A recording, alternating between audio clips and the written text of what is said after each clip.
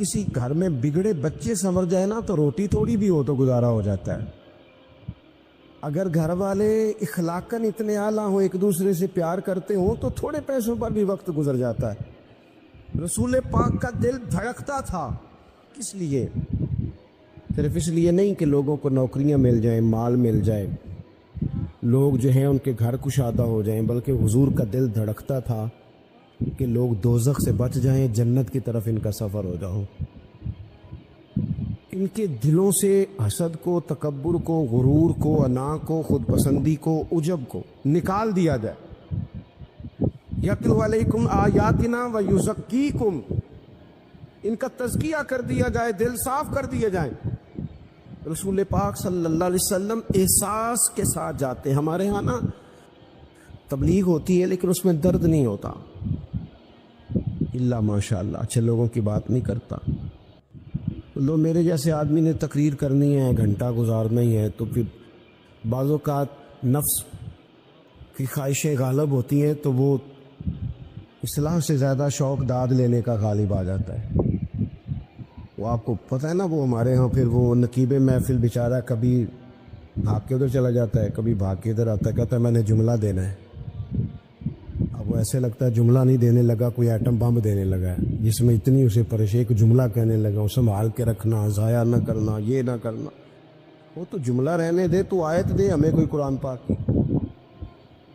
تو ہمیں کوئی حدیث پاک سنا، تو سادی سی بات کر. یہ تو مطلب، اور پھر وہ داد کا اتنا شوق کہ جب تک سارے ہاتھ نہ کڑھیں، جب تک شمال جنوب والے نہ بول پڑیں، تب تک بات نہیں ہوگی. یہ کیسی بات ہوئی؟ اصلاح کے اندر تو آپ کا درد آپ کی زبان سے زیادہ اثر رکھتا ہے. اقبال کہنے لگے کہ بات جو دل سے نکلتی ہے اثر رکھتی ہے، پر تو نہیں، پر طاقت پرواز مگر رکھتی ہے. وہ تو اڑتی ہے، وہ تو اس کی تو پذیرائی ہوتی ہے. اگر بات دل سے نکل رہی ہے تو عزیز بھائی یاد رکھیے گا، حضور سید عالم علیہ السلام درد دل کے ساتھ دعوت دیتے لوگوں. 10 دن حضور نے طائف میں قیام کیا ہے، ایک بندے نے بھی کلمہ نہیں پڑھا، الٹا انہوں نے روڑے مارے، تکلیف تھی. حضور واپس آ رہے ہیں، صحابی ساتھ ہیں، باغ میں بیٹھ گئے. اتنی صحت مبارک پر انہوں نے معاذ اللہ تعالیٰ سنگ باری کی کہ خون مبارک بہہ رہا ہے. فوراً عرض گزار ہوئے، یا رسول اللہ صلی اللہ علیہ وسلم آپ دعا کر دیں یہ تباہ ہو جائیں. فرشتہ بھی حاضر ہو گیا، حضور آپ دعا کریں یہ تباہ ہو جائیں.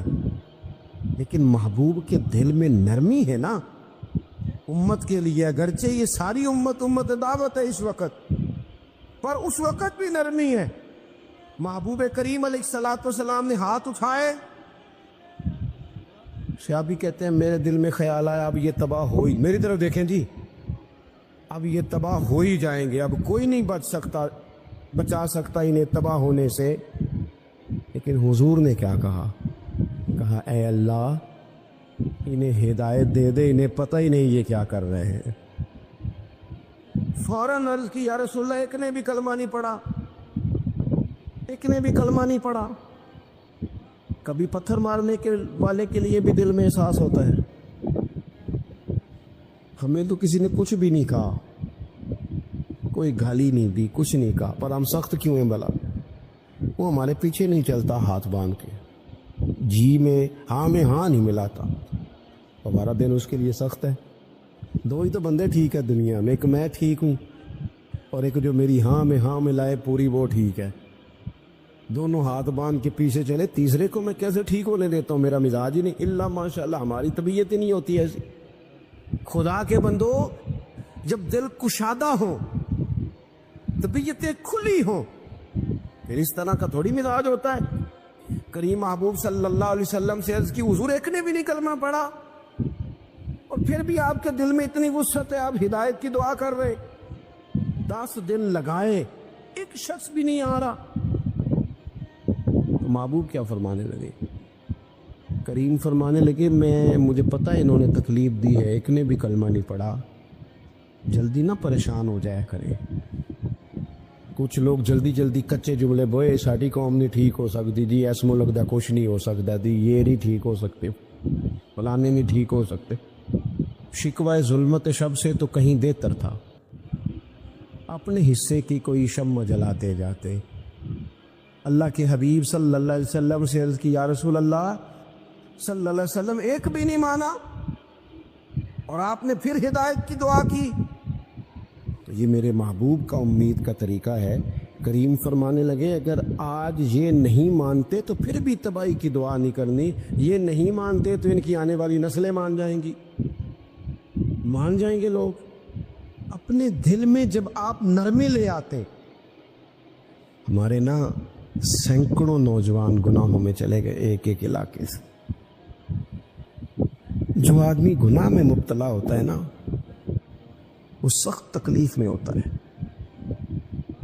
इंसान को जो चीज़ सबसे ज़्यादा सताती है वो उसकी अपनी गलतियां होती हैं। हदीस में फरमाया, मा हाका फी सदरिक, खटकता है सीने में, चुभता है गुनाह। ये तकलीफ दे मामला होता है। तड़पते हैं लोग, सिसकते हैं, लेकिन रवायती अंदाज सारा जब हमारी मजालस और महफिल में हो जाता है, कोई नहीं वक्त देने वाला, प्यार करने वाला, थपकी देने वाला, बाजू थाम, कोई नहीं। एक तकरीर वो है जो मैं आपसे करता हूँ, बस ठीक है, घंटा गुजारना है। तो वो भी कई मेरी तरह के लोग हैं जो जुमेरात को फैसला करते हैं सवेरे क्या बयान कर दें।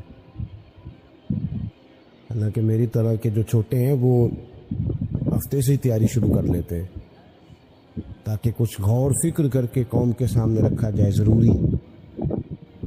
अब एक तकरीर मैं आपसे करता हूँ, समझाने के लिए अर्ज़ करता हूँ। एक तकरीर ऐसी है जो ख़तीब साहब आपसे करते हैं, और खुदा न खास्ता अल्लाह ताला माफ़ करे, सिर्फ समझाने के लिए। अगर उनको पता चल जाए कि उनका बेटा किसी गलती में मुब्तला हो गया, तो फिर भी उसी तरह ही दाद व तहसीन के लिए लाश पश करके तकरीर होगी? नहीं, फिर ये अंदाज नहीं होता। फिर तो बच्चा को सामने बिठा के बाप अपनी पगड़ी उसके पैरों में रखता है, फिर तो माँ दुपट्टा पैरों में रखती है, कहते पुत्र मेरी कमाई ना उजाड़ देना। और ना पता चला तो सिगरेट पीने लग गया, खुदा खैर करे, तेरी मेहरबानी। सोता नहीं, उसका चेहरा परेशान है। अब बात आई है ना, अब ये वक्त आया तबलीग का, इस्लाह का। उसे मिन्नत करके समझाया, उसको गुजारिश की। उसने कहा अब्बा जी गलती हो गई थी, आइंदा नहीं करता। पूरी उसने तसल्ली दी, फिर भी नहीं सोता। बच्चा तो वादा करके चला गया, फिर भी नहीं सोया। वो अपने कमरे में चला गया और इसने मुसल्ला बिछा लिया। कहा या अल्लाह ये मेरी उम्र की कमाई है, मालिक इसे हिदायत दे दे। ओ भाई, जब तू इस अंदाज में मिल्लत के हर बेटे की इस्लाह करने लगेगा, और इससे मुराद सिर्फ खतीब वाइज ही नहीं, हुजूर ने हम सब के जिम्मे लगाया था, बल्लिगु अन्नी वलौ आया। हम सब की जिम्मेदारी है लोगों के लिए, लोगों को कायल करें। मुझे बताओ, अपनी ज़ात के हक में कायल करना हो तो करते हैं कि नहीं? होता है नमाज की दावत हम कैसे देते हैं? हम कहते हैं पढ़ लिए कर नमाज, इतने पैसे कहाँ लेके जाएगा? यही दावत होती है ना। वो कहता है तूने अपनी कब्र में जाना और मैंने, ये तो है हमारा दीन के हक में। वो महफिल में आना अगर टाइम मिला तो ठीक, ये है दीन के हक में। और जब अपनी बारी आए, किसी से 50,000 रुपये चाहिए थे, फ़ोन किया उसको, मिलना था, वो कहता हुक्म करे, कहते नहीं टेलीफोन वाली बात नहीं, कहते मैं तो 2 बजे मिलूंगा, तो 2:30 बजे मिल, पर मैं मिल के कर ली। फिर जाते ही उससे 50,000 मांगा नहीं, पहले मिन्नत की, दुख सुनाया, फिर उसे साबित कराया कि तेरे अलावा देना भी किसी ने नहीं, सारे गलत बंदे हैं, तो ठीक है माज़अल्लाह। फिर उसको ये भी साबित कराया वक्त पे वापस कर दूंगा। इतनी सारी गुजारिश करके रो धो के जब वो पूरा कायल हो गया, तो आखिर में कहा मुझे 50,000। सही कह रहा हूँ? हाँ ना तो करो ना, करो हल्का सा, ऐसे ऐसे तो करो ना। होता है कि नहीं ऐसे? ओ भाई, अपने हक में कायल करना था तो तुझे सारा तरीका आता था, और रब रसूल के हक में कायल करने का तुझे तरीका ही नहीं आता। तुझे पता ही कोई नहीं कि कैसे कायल करना है। अपने लिए तूने कायल मायल करना था, सारा पता था, سب خبر تھی کیسے منانا ہے، اور کسی کو مسجد کے لیے منانا تھا تو کہتا ہے جی میری کو مانتا ہی نہیں، میری کون سنتا ہے۔ آپ جب تک اس درد سے، زازان نام کا ایک گویا تھا، بغداد میں گاتا تھا، آواز بڑی سریلی تھی، بڑے لوگ اس کے گرد جمع ہو جاتے، حضرت عبداللہ ابن مسعود رضی اللہ تعالیٰ عنہ، حضرت عبداللہ ابن مسعود، یہ وہ خوبصورت ہستی ہیں کہ محبوب نے فرمایا ان سے قرآن سیکھا کرو، یہ اسی طرح پڑھتے ہیں جس طرح میرے اوپر نازل ہوا تھا۔ حضرت عبداللہ ابن مسعود رضی اللہ تعالیٰ عنہ صحابہ میں مفتی، صحابہ میں قاری، بڑے آدمی۔ حضرت عبداللہ ابن مسعود ایک دن گزر رہے تھے کسی مقام سے جہاں بھی وہ رہتا تھا، تو وہاں اللہ معاف فرمائے گانے بجانے کی مجلس سجی ہوئی تھی، وہ گا رہا تھا، آپ گزرے تو کانوں میں ہلکی سی آواز گئی، قریب ایک شخص سے پوچھا یہ کون ہے، کس کی آواز ہے؟ حضرت یہ زازان نام کا ایک گویا ہے۔ وہیں کھڑے کھڑے درد سے کہنے لگے کتنی سونی آواز ہے، کاش یہ قرآن پاک کی تلاوت کرتا، اتنی خوبصورت آواز ہے، کوئی تو ہونا جو اس درد سے بات کرے، کاش یہ قرآن پاک پڑھتا۔ اور پھر دعا مانگتے آگے تشریف لے گئے۔ وہ جوان تھا، فارغ ہو کے باہر نکلا، لوگوں کا رش تھا، ایک شخص نے اسے روکے، کہا زازان ادھر آ، پتہ آج کیا ہوا؟ کہا جناب کیا؟ کہنے لگے جانتے ہو حضرت عبداللہ ابن مسعود کو؟ کہا جانتے ہیں۔ فرمایا وہ صحابی رسول صلی اللہ علیہ وسلم آج گزرے، تیری آواز ان کی سماعتوں سے ٹکرائی تو فرمانے لگے کاش یہ قرآن پاک پڑھتا۔ کہنے لگا صحیح بتاؤ انہوں نے میرا نام لیا؟ صحیح بتاؤ میرے لیے کہا انہوں نے؟ میرے جیسے شخص کے لیے میں سوچ بھی نہیں سکتا، میں کہاں وہ کہاں، میرا نام لیا ہے؟ کہاں؟ تھوڑی دیر رکا، چند لمحے پتہ نہیں سوچے کہاں کہاں کا سفر کر کے آئیں، وہ ساری سوچیں درد بن کے آنسو بنی، اور پھر آنسو داڑھی پہ ٹپکے چہرے پہ آئے۔ پھر لوگوں سے پوچھنے لگا گھر کا پتہ بتاؤ گے؟ کہا وہ فلاں جگہ پہ موجود ہیں۔ دوڑا گیا، دروازے پہ دستک دی، حضرت عبداللہ ابن مسعود آئے، کہا کون ہو بیٹا؟ کہنے لگے حضور میں وہی ہوں جس کے بارے میں آپ نے کہا تھا کاش یہ قرآن پڑھتا، میں آ گیا ہوں، پڑھا دے مجھے قرآن پاک، پڑھا دے۔ کوئی بیٹھا ہوا مجھے دور دعا دیتا ہے، میں ڈوبتا ہوں پر سمندر اچھال دیتا ہے۔ کسی سے تو آپ پیغام حق کہیں، کسی کو تو دعوت خیر دیں، یہ سب سے بڑا بھلا ہے۔ اگر کسی بد اخلاق کو با اخلاق کر دو گے نا، اس کی بیوی سکون میں آ جائے گی، اس کی ماں آرام سے سونے لگے گی، اس کا باپ کہے گا وہ حد ہو گئی، میرا پتر ٹھیک ہو گیا ہے، تمیز سے بات کرنے لگا ہے۔ بچے پریشان ہوتے ہیں، بچے۔ میں بیٹھا تھا کھانا کھا رہا تھا گھر میں، تو میرے گھر والے کہنے لگے مدرسے کا کوئی بچہ باہر ہے، بڑا سخت رو رہا ہے۔ میں نے اس کو بلاؤ، کسی استاد نے ڈانٹ دیا ہوگا، تو بچہ میرے پاس ہے تو اس کا وجود کہاں پڑا تھا۔ میں نے کہا پتر کیا ہوا؟ کہنے لگا پیر صاحب میری امی تے ابو کار فیر پہ لڑ دینے، کرو فون آیا ہے۔ تو میں نے کہا بیٹا پریشانی کی کیا بات ہے؟ کہنے لگے بڑی سخت لڑائی ہوتی ہے، میرے والد میری اماں کو مارتے، پھر ہم سارے بہن بھائی نا چارپائیوں کے نیچے چھپتے، تو وہ دور ہے اس وقت، تو 1.5 گھنٹے کا فاصلہ ہے، دور ہے میرا گھر، پر پتہ نہیں ہمارے گھر کیا ہو جائے گا۔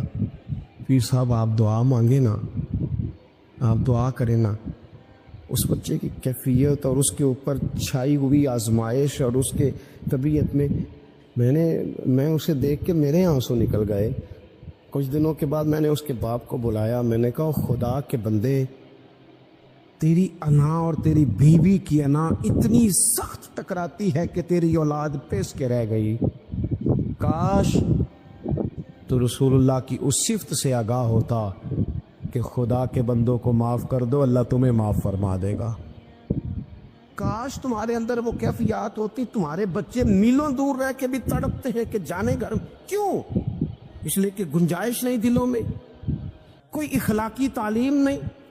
ہم نے اپنے گھروں کو خود اپنے ہاتھوں سے اتنا آزمائش کا گھڑا بنا لیا ہے. لڑائیاں، جھگڑے، مصیبتیں. کیوں؟ کہ پیسوں کی تو تبلیغ روز ہوتی ہے کہ کمانے چاہیے، مال کی تبلیغ تو روز ہوتی ہے، درد نہیں بٹتا، اخلاق کی بات نہیں ہوتی. او سجنوں، ہمارا غریب گھر تھا اور میرے ابا جی جب گندم کا سیزن ختم ہوتا گھر میں لے کے آتے تو ہمارے گھر کے سین میں کھڑے ہو کے فرماتے، لو پتر کسے دا گھر وال نہیں تکنا، میں دانے پاتے نے پڑو لیتے تھے، تہاڈی ماں نے اچار پا دیتا ہے. اب پرواہ نہیں، اس سادگی کے ساتھ، اس آسانی کے ساتھ گزارا ہوتا تھا. میں نے ایک دفعہ کہا، میں نے کہا ابا جی لوگ بڑا بڑا پیغام دیتے ہیں، پیسے کماؤ پیسوں، آپ نہیں دیتے پیغام. چلیں یہ بتا دیں کوئی شے پسند نہیں کھانے میں؟ کہنے لگے بیٹا بھوک لگی ہو تو ہر شے پسند، نہ لگی ہو تو نخرا ہی نخرا.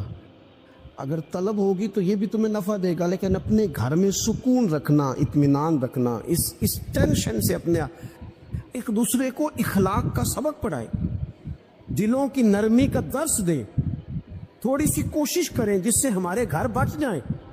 اور اگر کوئی بندہ گناہگار نظر آئے تو اس پر تنقید نہ کریں، تنقید نہ کریں، مجھے صحیح بتانا دل پہ ہاتھ رکھ کے. خدا میں خواستہ کسی کا بچہ بچی معاذ اللہ، اللہ بچائے سب کو، بگڑ جائے تو کیا وہ چوک میں کھڑے ہو کے چسکے لے لے کے بتائے گا کہ بچہ میرا بگڑ گیا؟ بولو سارے، بولو جلدی سے. تو پھر پڑوسیوں کا بچہ بگڑا ہے تو پھر چسکے کیوں لیے؟ گلی میں کسی کی بیٹی سے معاذ اللہ خدا نہ خواستہ کوئی ایسی غلطی ہو گئی تو جگہ جگہ باتیں کی، تو یہاں سانجیاں نہیں ہوندیاں. اپنے بچے کے بارے میں جب تو کہتا ہے چھپ جائے بات، دیکھ لا. حضرت سیدنا جنید بغدادی کہتے ہیں میرے ماموں تھے حضرت شری سختی، میں اپنے ماموں سے ہی بیعت تھا، انہی کی خدمت میں رہتا تھا. فرماتے ہیں ہم جا رہے تھے، ایک دن انہوں نے چھڑی پکڑی ہے، ایک ہاتھ میں مجھے تھاما. تھوڑا آگے گئے تو رش تھا، چند لوگ کھڑے تھے. تو حضرت شری سختی مجھ سے کہنے لگے جنید دیکھ تو صحیح رش کیوں ہے. تو میں گیا تو ایک نوجوان شراب پی ہے، معاذ اللہ نشے میں دھت لیٹا ہے، ارد گرد لوگ کھڑے، اور وہ چونکہ پوری طرح اس پر نشہ غالب ہے تو اول فول باتیں کر رہا ہے، لوگ بھی اس کے ساتھ جو ہے وہ ہنسی مذاق کر رہے ہیں، اس کا مذاق اڑا رہے ہیں، رش ہے. میں نے آ کے کہا حضور دفع کریں، ایک شرابی لیٹا ہے، لوگ بھی مذاق اڑا رہے ہیں اور بس ایسے ہی شغل لگا ہوا ہے. سارے لوگ تماش بین نہیں ہوتے. ہاں حضرت فرمانے لگے نہیں جنید ایسے کیسے چلے گئے، چل نہ مجھے لے چل. کہتے ہیں بوڑھے شیخ، ہاتھ میں نے تھاما تو وہاں لے گیا. حضرت نے لوگوں کو ڈانٹا، چلو دوڑو. پرانے زمانے میں لوگ بزرگوں کی حیا کرتے تھے، سب لوگ وہاں سے چھٹ گئے. کہتے ہیں مجھے فرمانے لگے جنید جا پیالے میں پانی لا. کہتے ہیں میں ایک پیالے میں پانی بھر کے لایا. انہوں نے اپنے بوڑھے ہاتھوں سے اس کا منہ دھویا، اس کے چہرے پہ پانی ڈالا، اس کا منہ صاف کیا، پھر اسے کھڑا کیا، اسے گھر بھیجنے کو کہا. کہتے ہیں وہ وہیں ایک کونے میں سائڈ پہ ہو گیا تو حضرت نا منہ دھو کے نا تھوڑی دیر چپ کر گئے. پھر 2-3 لمحے گزرے تو ان کی آنکھوں میں زور زور سے آنسو ٹپکے اور ہاتھ اٹھا کے کہنے لگے مالک میں تیرا کمزور بندہ ہوں، میں منہ دھو سکتا تھا، میں دل تو نہیں نہ دھو سکتا. جو میرے اختیار میں تھا میں نے کر دیا، باقی تو مقلب القلوب ہے، کر نہ کرم.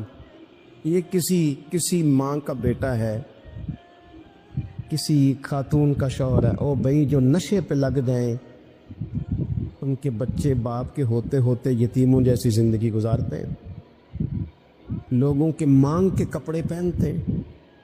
کسی نے کہا تھا اگر دشمن سے زیادہ بدلہ لینا ہو تو اسے قتل نہ کرو، نشے پہ لگا دو. معاذ اللہ اتنا لوگوں نے، کتنا عام نشہ ہو گیا. کہا اللہ میں نا منہ دھو سکتا ہوں، دل نہیں، دل تو دھو سکتا ہے، دھو دے. کہتے ہیں یہ کہہ کے حضرت اٹھے تو میں نے اس کی حضور ویسے منہ دھویا کیوں آپ نے؟ تو فرمانے لگے اس لیے دھویا ہے کہ جب تک منہ سے بدبو آتی رہے گی جتنے لوگ سونگتے رہیں گے اس کے شرابی ہونے کے گواہ بنتے رہیں گے. میں نے اس لیے دھو ڈالا ہے کہ ہو گئے پیچھے جو ہو گئے مزید گواہ نہ بنے. حضرت سری سختی کہتے ہیں میں نے، حضرت جنید بغدادی کہتے ہیں میں نے اسی رات تہجد کے وقت اٹھ کے حضرت کو وضو کرایا، میں نے ان کا بازو تھاما، میں ہی ان کو مسجد میں لے کے گیا. کہتے ہیں جب ہم مسجد میں پہنچے تو وہ کل دوپہر والا شرابی ہم سے پہلے مصلی پہ بیٹھا تھا. کہتے ہیں میرے دل سے آوازیں نکل رہی تھی شیخ دیکھ لو پھر مالک کتنا کریم ہے، آپ نے منہ دھو ڈالا تھا رب نے دل بھی دھو ڈالا، کرم فرما دیا. کوئی ہو نہ تو ایسا کرے. آؤ نہ سنگیوں ملے، ایک دوسرے کا منہ تو دھونا شروع کرے نا. آؤ نہ ایک دوسرے کو یہاں تک وضو کا پانی تو فراہم کرے نا، کچھ تو خیر تقسیم کرے. اخلاق کی تربیت کا میں دیکھتا ہوں ہمارے وطن میں اضطراب ہے، بے چینی ہے، اس طرح کا ماحول بنایا گیا ہے کہ لوگ ایک دوسرے کے حق میں سخت ہو گئے ہیں، مزاجوں میں تلخیاں ہیں، لڑتے جھگڑتے ناراض ہوتے لوگ، بگڑتے کوستے ڈانٹتے شکوے کرتے لوگ. شکوہ جو ہوتا ہے نا یہ بندے کو بے چین کر دیتا ہے، شکر بندے کو سکون میں مبتلا کرتا ہے. شکوے آزمائشیں اپنے دلوں میں وسعت لائیں، ایک دوسرے کو اصلاح کی طرف لائیں، ایک دوسرے کو پیغام دیں، ایک دوسرے کی تربیت کریں. تھوڑا سا حوصلہ، تھوڑا سا صبر، تھوڑی سی گنجائش اپنی طبیعتوں میں پیدا کریں. اپنے بچوں پر سب سے زیادہ نگرانی یہ کریں کہ ان کا اخلاقی معیار کیا ہے. اگر میں اور آپ خدا نہ خواستہ بچوں کو صرف یہ تربیت دیں گے نا کہ وہ پیسہ پیسہ پیسہ پیسہ، شادیاں بھی پیسے دیکھ کے کریں گے، تو یاد رکھنا پھر ایک دن وہ یہ بھی کہیں گے کہ ابا کاش تو کو ڈھابے کا کام کرتا تو آج ہمارے پاس بھی پیسے ہوتے. پھر باپ سے بھی پیسوں کا ہی مطالبہ ہوگا، پھر لوگ ماں باپ بھی پیسوں کے لیے چھوڑ کے چلے جاتے ہیں. پھر جب آپ نے تربیت جس چیز کی تھی تو نتیجہ بھی تو وہی برآمد ہوگا. یہ تو نہیں ہو سکتا کہ بندہ بیج کوئی اور لگائے اور درخت کوئی اور نکلے، یہ ہو نہیں سکتا. اگر ہم اپنے باپ سے روز جھگڑا کریں گے 5 مرلے کے لیے تو یاد رکھنا پھر ہمارا بیٹا 1.5 مرلے کے لیے بھی جھگڑا کرے گا. پھر معاملہ اس طرح کا مرتب ہوگا. ایک دوسرے کو اخلاقی پیغام دینا ضروری ہے. آخری بات آپ کی خدمت میں یہ عرض کرنی ہے اور یہ میری خواہش ہے کہ آپ اس پر زیادہ توجہ کریں گے انشاءاللہ. آپ سارے ویڈیو بنائیں، مجھے کوئی اعتراض نہیں، پر مہربانی کریں دیکھیں تو میری طرف نا. جب آپ لائیو چلاتے ہیں تو پھر اسی کو دیکھتے ہیں، وہ پھر کہتا ہے کہ یہ کمنٹس آ گیا تو دوسرا آ گیا. اللہ کرے میری بات آپ کے دل میں اتر جائے. آپ تھوڑی سی توجہ کریں، میں کیا عرض کرنا چاہتا ہوں، غور کریں میرے بھائی. ملک میں نا مہنگائی تیزی سے عروج پکڑ گئی ہے، اور مہنگائی جب ہوتی ہے نا تو امیروں نے تو مال بیچنا ہوتا ہے تو ان کا دگنا ہو گیا تو وہ تو اور امیر ہو گئے. غریبوں کے لیے مشکلات بڑھتے ہیں. جو طبقات بیچارے تنخواہ دار تھے، کمزور تھے، میری طرف دیکھیں جناب، وہ اور کمزور ہو گئے. ہمیں زیادہ تو نہیں لیکن اتنا ضرور کرنا چاہیے. یہ قرآن پاک دے دیں گے، دینا جی مجھے دے دیں، نہیں لیا تشریف رکھیں آپ. عزیز بھائی تھوڑا سا نا، زیادہ نہیں، 3 لوگ مل کے ایک غریب آدمی کا خیال تو رکھ ہی سکتے ہیں نا.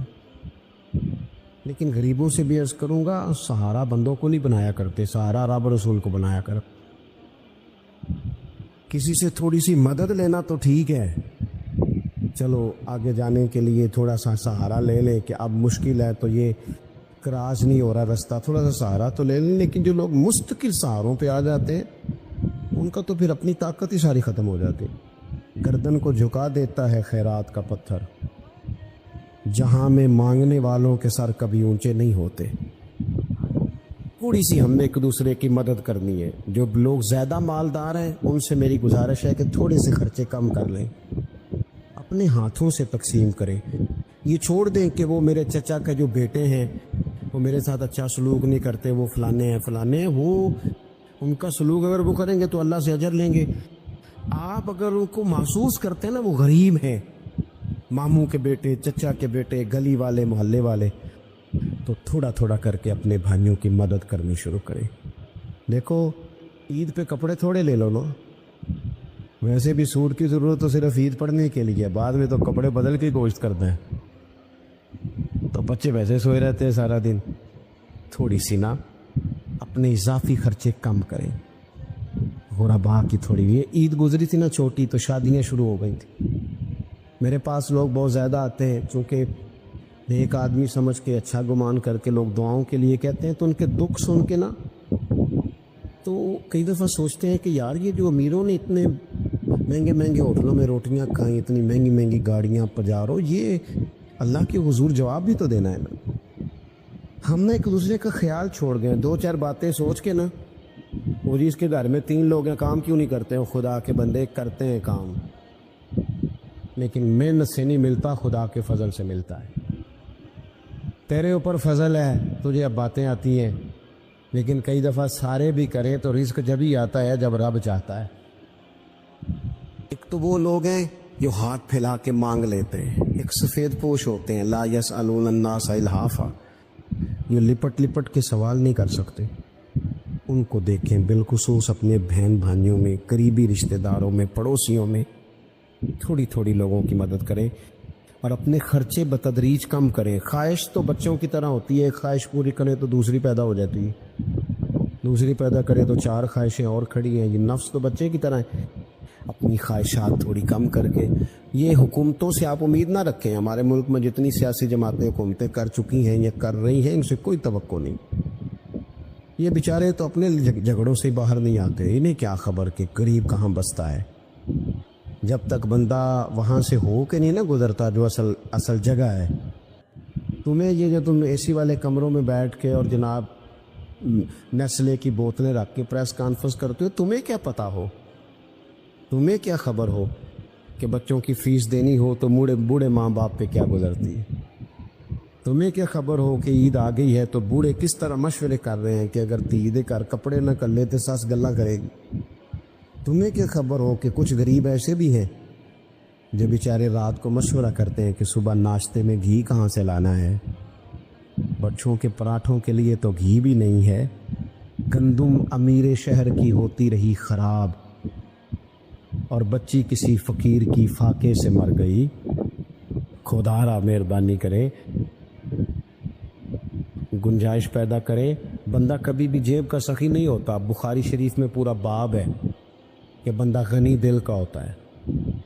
اپنے دل کا غنا اپنے اندر لائیں. جب آپ کا دل سخی ہو جائے گا ساری چیزیں ٹھیک ہو جائیں گی. اللہ تعالیٰ مجھے اور آپ کو توفیق عمل عطا فرمائے. اللہ تبارک و تعالیٰ اپنے بندوں پر بڑا مہربان ہے. وہ اپنے بندوں کو معاف کرنے والا ہے، اپنے بندوں پر رحمت کرنے والا ہے. ہم اللہ تعالیٰ کے عاجز بندے ہیں. خواہشات نفسانیہ کئی دفعہ معاذ اللہ غالب آتی ہیں، غلطیاں ہو جاتی ہیں، اور ان غلطیوں کی پاداش میں انسان اپنی جان پر زیادتی کرتا ہے. اللہ تعالیٰ معاف کرے تو اس کا سفر اللہ کے عذاب کی طرف ہوتا ہے. اب ہمیں یہ حکم ہے کہ ہم سب بار بار استغفار کریں اپنے رب کی بارگاہ میں، اس کے حضور توبہ کریں، اللہ سے معافی کے خواستگار ہوں. نبی پاک علیہ الصلوۃ والسلام نے تعلیم امت کے لیے فرمایا ہے کہ میں دن میں 100 بار اپنے رب سے استغفار کرتا ہوں. بار بار اس کی طرف رجوع کیا جائے، بار بار اپنے رب کے حضور معافی مانگی جائے، اور بار بار جائزہ لیا جائے اپنے اعمال کا. بار بار کوشش کی جائے کہ ہم اپنے آپ کو سنواریں، ہم اپنے آپ کو بدلیں، اپنے اندر تبدیلی لائیں. ہم ایسے اعمال کریں جس کی برکت سے اللہ تعالی ہمیں معاف فرمائے. کوشش کریں کہ ہم بار بار اپنا حساب کریں، محاسبہ کریں. ہمارے ہاں یہ ہوتا ہے کہ لوگ اپنی جسمانی صحت کا تو بڑا خیال رکھتے ہیں کہ میری طبیعت ٹھیک نہیں، ٹیسٹ کرا لوں، یہ چیز کھاؤں، یہ نہ کھاؤں،